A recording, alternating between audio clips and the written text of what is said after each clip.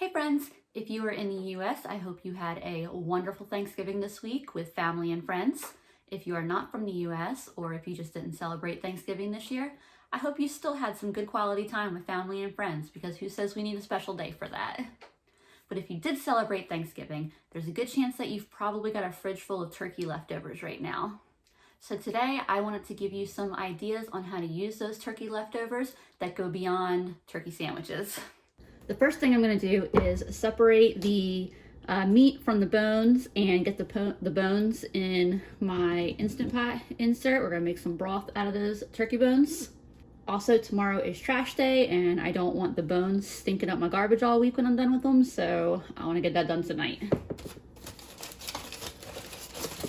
This is what I had left. I got the turkey that was the biggest one that the store had this year, but it was just a little over 19 pounds, and I fed 16 this year. You know, our state fair just wrapped up, and I don't know what they do to the turkey legs to make them so huge, because they're like 5 times the size of this, and this was on an almost 20-pound bird. All right, I've got an absolute abundance of turkey here. It's actually a little more than I thought it was gonna be. This thing is pretty much full, and it's a 11-cup container. And then I've got my Instant Pot ready to go. I just gotta load the insert into the actual pot. I've just got some scrap veggies in there from my freezer. You could, of course, do this in a slow cooker or on the stove. It'll just take longer. My broth is just about done, so I'm gonna cut up some onion, carrots, and celery and start sauteing them in my Dutch oven, which I have heating up on the stove. And of course, I'm saving my veggie scraps for my next batch of broth.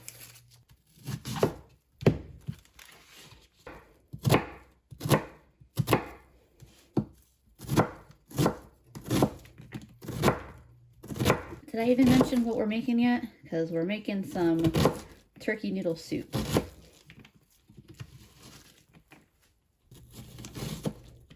Doesn't he look a little bit like the wacky waving inflatable flailing arm guy?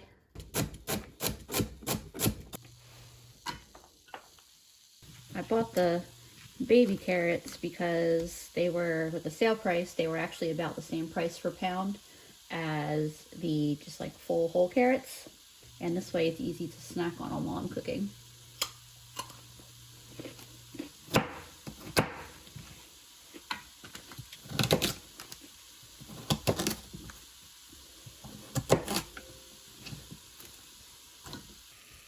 This is going nicely. I'm just going to saute these for a few minutes until everything gets softened a little bit. We want to give them a head start on the noodles.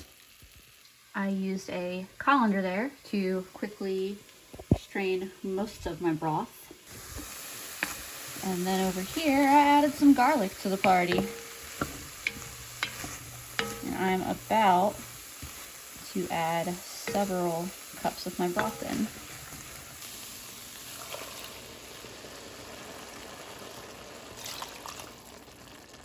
I think I added around 6 or 7 cups of broth so far. We'll see, I may or may not add more. I'm also adding in just some Aldi's Italian seasoning. And some black pepper. It's probably gonna need salt too, because thus far I haven't added any salt to the broth. And I'm just gonna let this boil for a few minutes, let the carrots especially continue to soften, and then I'll add my noodles. All right, it is time to add the noodles. We were gonna do egg noodles, but we both looked at the bag, thought it was like half a bag. It's like a quarter of a bag. I don't know what happened. So we're going with shells instead.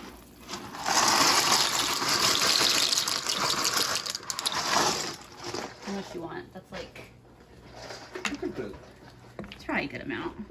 Maybe not a little splash, but go for it. I like my pasta, so that smells so good. All right, I'm gonna let these cook. Depending on how much water the pasta absorbs, I might add a little bit more broth, but this is almost done. This is looking good. I might add a little bit more broth, and we're gonna forget that I almost completely forgot about adding turkey meat into it. Here's it with a couple cups of the turkey, which I definitely was not gonna forget. And I added a couple more cups of broth into it. All that's really left to do is to taste this, adjust the seasonings as needed, and it'll be ready to serve. I almost forgot to show y'all the finished soup in my bowl. I'm chowing away on it. It is super delicious. It's like 40 degrees outside, so this is the absolute perfect dish for a night like tonight. If you love chicken noodle soup, you'll probably love this one too. For lunch today, we are making some turkey dumplings. Would they be considered dumplings or pot stickers? I would say more pot stickers. All right, we'll call them turkey pot stickers. We're pretty much just using things that we have in the fridge. We have leftover wonton wrappers because we made pork pot stickers last week. And then we had extra cabbage from that. And then obviously we have leftover turkey. We have extra carrots in the fridge and some green onions. So Andrew's just chopping up some of the cabbage, chopping up some carrots, chopping up some turkey.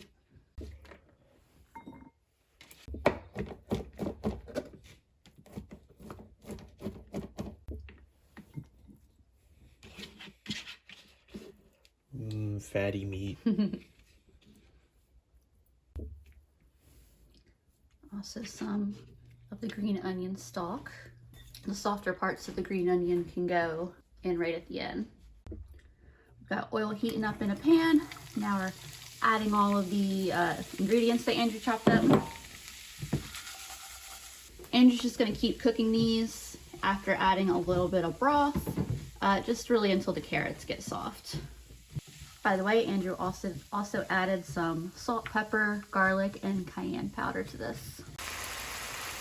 Now this is gonna get covered. We're gonna let it cool down some. We've got some rice cooking, and in a little bit we'll start filling our wrappers. We also just mixed in some of the fresh, I guess they're all fresh. We just mixed in some more green onion, and we're almost ready to start filling these things. I'll let Andrew fill these because he's much better at it than I am, but honestly, it's not hard. And even if they don't look pretty, they'll still taste good, so it really doesn't matter. But Andrew's just wetting the edges of the wonton wrapper with a little bit of water we have in a bowl, spooning a small amount of filling in the wonton. There really isn't room for a lot of it, and then just pressing the edges together. And then he does this weird little folding technique. This is where he's better than me. Yeah, just make sure the edges are connected, and you just kind of push the inside, and it's a little bow. We're frying them for a couple minutes in some oil. Now Andrew's gonna add some water for steam. I'll get covered and just cook for a couple minutes longer. How is that for a lunch? Like, that looks so delicious. The wontons are nice and crispy on the bottom. The sauce there is just some soy sauce and vinegar and a little bit of sesame oil. It's such a simple sauce, but is so good. That is so good. I feel like anything that you fill a wonton wrapper with just ends up being such a good dish. Dinner tonight is chicken pot pie. Andrew chopped up some turkey. We've got a pie crust from Aldi, some mixed veggies, the rest of my broth from yesterday. The rest of our leftover turkey gravy, we're probably not going to use it in anything else, so we'll probably toss it in with this, some flour, some butter. So to start out our turkey pot pie, we are making a roux. You want about equal parts butter to flour. You could definitely measure it. Andrew's gotten pretty good at eyeballing it, but it's probably a safe bet to do like 2 tablespoons of flour to 2 tablespoons of butter for this recipe. And with a roux, you just want to cook it for a couple minutes until your flour is cooked. Our roux is bubbling away. It's starting to smell a little bit toasty. You always want to be careful not to burn your roux. Low and slow is better than hot and burnt. All right, you can see our roux has gotten a good bit darker, and now it is time to add our broth, which is nice and gelatinous, but as soon as it heats up, it'll liquefy, so no worries there. And then, like I said, we're just using up the rest of that Thanksgiving gravy. Also, because there is a ton of good flavor in there, and don't want it to go to waste. Next is the mixed veggies. Dumping the whole bag in because we like lots of veggies in our pot pies. Just gonna add the turkey. The turkey next as well. We're not gonna let this get to a boil yet until everything is together. I love how right now it's just like a big chicken pot pie, or not chicken pot pie. It's a big turkey pot pie soup. I mean, yeah. Well, now that we got all of our ingredients, we just let it come to a boil and let it cook down a little bit, so it gets kind of thick. Ideally, you want to let your pie crusts come to room temperature. They're gonna be the easiest to work with. I've had them sitting out for a while. They're nowhere close to room temperature. They're still quite cold, but my house is kind of cold this evening. So I'm gonna pop these in the microwave on a low power for like 10 seconds and they'll be ready to work with. We let this cook for about 15 minutes. It's nice and thick. We seasoned it with salt, pepper, garlic, a little splash of Worcestershire. If it's too thin, you can always add some cornstarch to thicken it up. Make sure you stir your cornstarch in with a little bit of cold water and then add that slurry to the mix. Andrew's getting the pie crusts in now. Now we're filling the pie crust with our super delicious filling.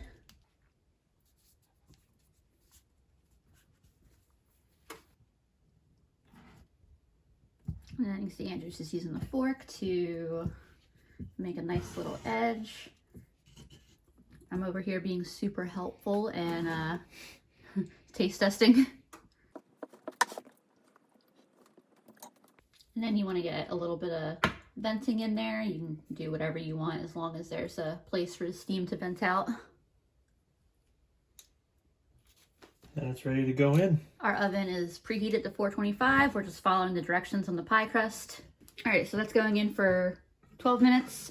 And then Andrew will take it out and cover the edge of the pie crust with foil so that way they don't overcook. And then it'll go back in for 25 to 35 minutes. Depends how like golden brown and like crispy you want everything. There you go. It's just something you keep an eye on. The edges are wrapped in foil and it's going back in the oven. Here's the finished pot pie out of the oven, ready to eat. Looking forward to it. Y'all, I just had a bite of this and it is just so good. Definitely recommend. For our next turkey leftover video, we're gonna have some mashed potato and turkey quesadillas. I first had mashed potato tortillas at this place called Jordan Street Cafe many years ago in Brevard, North Carolina. It sounds a little bizarre, but it works.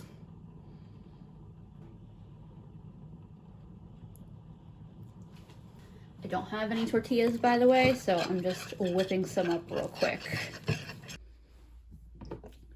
That was easy enough. Nice soft tortillas ready to go. I've also got some chopped up turkey, some shredded cheese, and some mashed potatoes.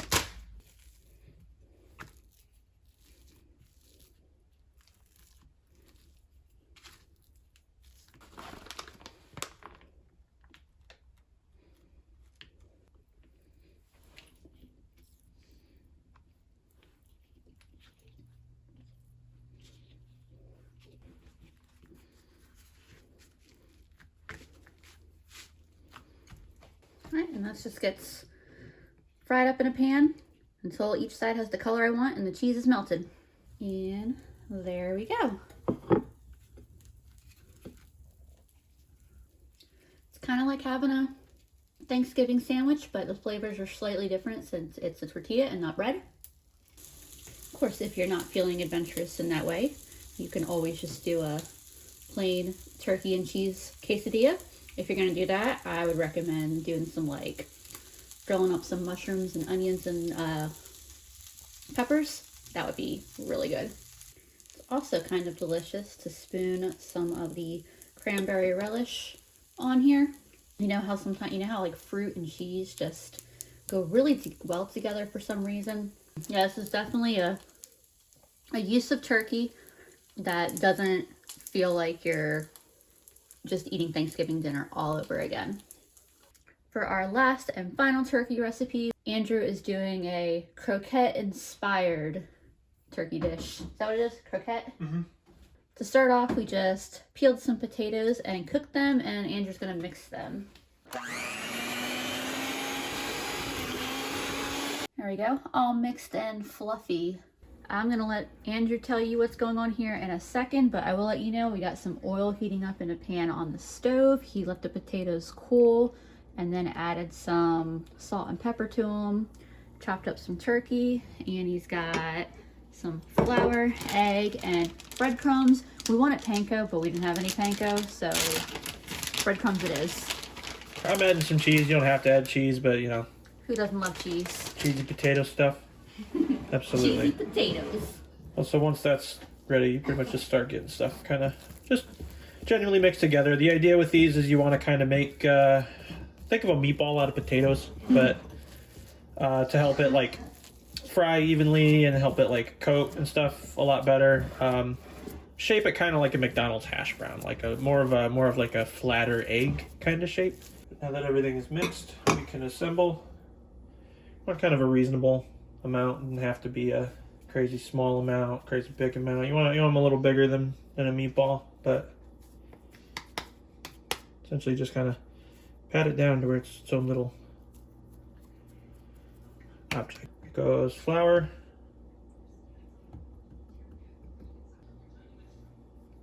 It's gonna start to want to pull apart a little bit, but don't let it. Make sure the egg's covered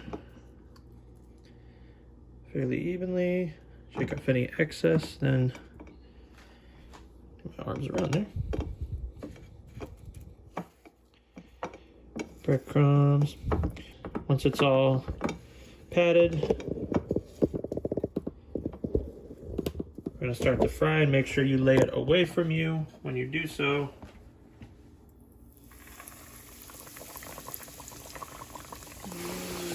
Keep in mind everything's already cooked, so we just kind of want the breadcrumbs to get nice and toasty and crispy. Nice color. Yeah. Andrew just flipped it. It is looking delicious. Definitely not a low fat or low carb recipe here.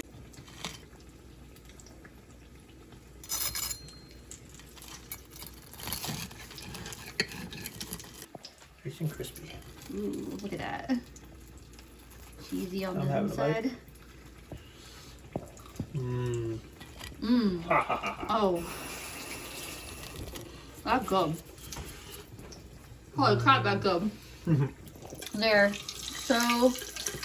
crispy on the outside, but they're so soft on the inside. Eat this with a green veggie so you feel like you're doing something healthy for yourself. This is just some tonkatsu sauce. It's a fruit and vegetable sauce. Heck yeah. All that fried goodness. Alrighty friends, I am not out of turkey recipes, but I am about out of turkey. We did only really scratch the surface for what you could do with your leftover turkey. You got enchiladas, casseroles, chili, curry, pasta dishes. The possibilities are kind of endless. Just be creative and don't be afraid to, try things out. And when in doubt, if you think you just have too much food that you're not going to be able to eat and you can't convince your guests to take it, you can always freeze your leftovers. That's what I'm about to do with the rest of my cranberry relish. If you've got things like gravies and sauces, stuff like that, these silicone molds work great. Ice cube trays work great. But each of these little molds will be the perfect amount to take out for, a sandwich or something like that. Cooked turkey freezes beautifully in turkey gravy, so that's an option too. With the way our grocery bills are going lately, it definitely helps to not throw food out if you don't have to and to use every scrap up. Once these are frozen, I'll get them in a freezer bag and I'll be able to enjoy them, whenever I want over the next couple months. I hope that y'all are eating delicious food, that y'all are doing well. I'll see y'all next time.